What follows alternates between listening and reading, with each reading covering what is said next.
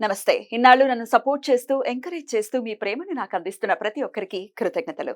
అలాగే ఈ వీడియో కూడా ఖచ్చితంగా మీకు ఉపయోగపడుతుంది. లైక్, షేర్ అండ్ సబ్స్క్రైబ్ చేసి మీ సపోర్ట్‌ని నాకు అందించండి. అలాగే ఈ వీడియో పట్ల మీకున్న అభిప్రాయాన్ని కామెంట్ సెక్షన్‌లో కామెంట్ చేసి తెలియజేయండి. ఇప్పుడు వీడియోని చూద్దాం.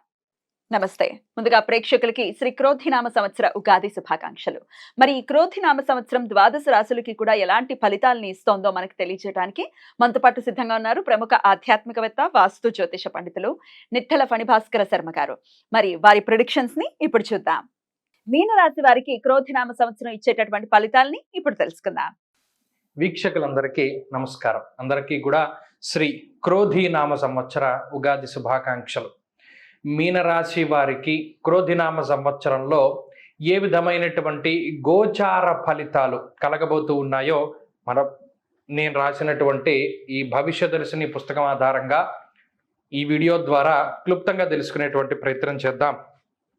మీనరాశి వారికి ఈ సంవత్సరంలో ఆదాయం 11, వ్యయం 5, రాజ్యపూజ్యం 2, అవమానం 4.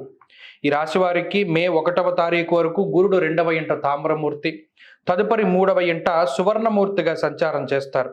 శనేశ్వరుడు సంవత్సరం మొత్తం 12వ ఇంట లోహమూర్తిగా సంచరిస్తారు. రావుకేతువులు సంవత్సరం మొత్తం 1, 7వ ఇంట లోహమూర్తులుగా సంచారం చేయనున్నారు.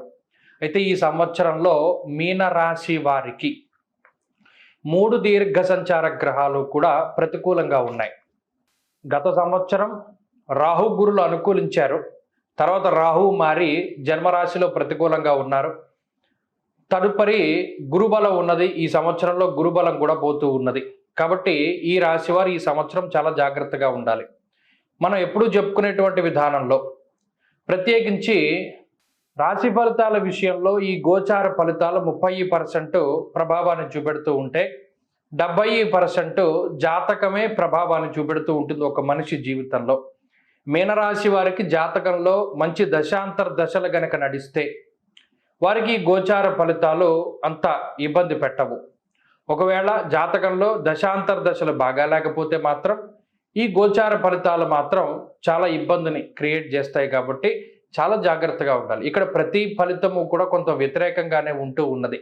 ఎందుకంటే గురుబలం 2 ఏళ్ల పాటు ఉండదు.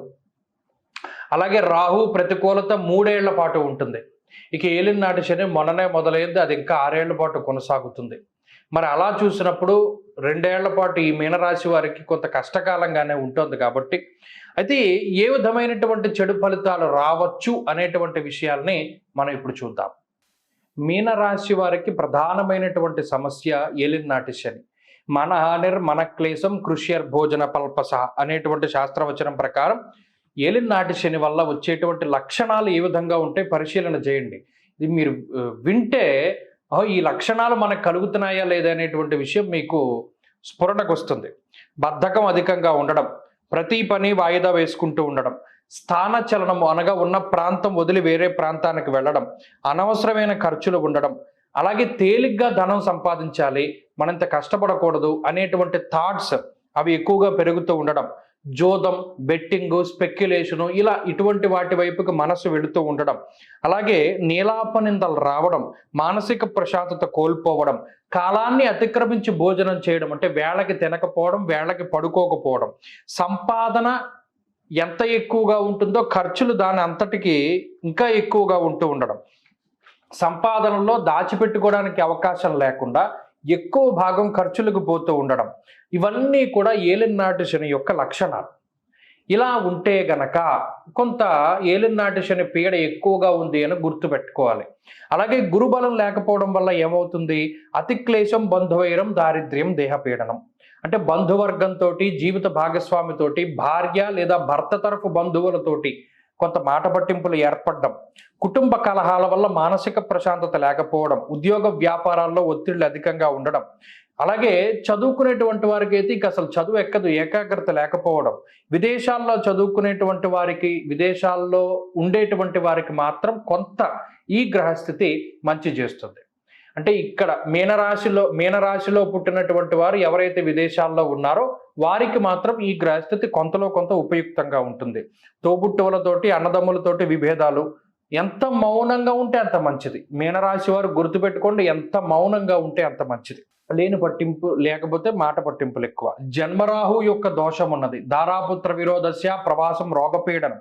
దీనివల్ల సంతానంతో జీవిత భాగస్వామితోటి సమస్యలు, కుటుంబానికి దూరంగా ఉండడం, చెడు సావాసాలు, చెడు వ్యసనాలు, ధనాన్ని నష్టపోవడం, నమ్మి మోసం చేసేటువంటి వ్యక్తులు ఉండడం, అలాగే డబ్బులు ఎవరికైనా అప్పుగా ఇస్తే వాడు మనకి తిరిగి ఇవ్వకపోవడం, అలాగే చర్మ సంబంధిత, వెన్నుపాముకి సంబంధిత వ్యాధులు, గ్యాస్ట్రిక్ సమస్యలు, వంశపారంపర్యంగా వస్తున్నటువంటి ఆస్తిపాస్తులకి ఆటంకాలు, వీటి వల్ల సమస్యలు, ఇది మనం చెప్పుకుంటూ పోతే మీనరాశి వాళ్ళకి ఇంకా అసలు ఈ గ్రహస్థితి వల్ల చెడే జరుగుతుంది. కాబట్టి ఇంకొక మంచి విషయం గుర్తుపెట్టుకోవాలి. ఇవి కాక నెలలో రవి కానీ, కుజుడు కానీ, శుక్రుడు కానీ, బుధుడు కానీ, చంద్రుడు కానీ, ఈ కొన్ని గ్రహాలు ఉన్నాయి. ఆ గ్రహాల యొక్క మార్పుల ద్వారా కొన్ని సందర్భాల్లో మనకి మంచి జరుగుతూ ఉంటుంది.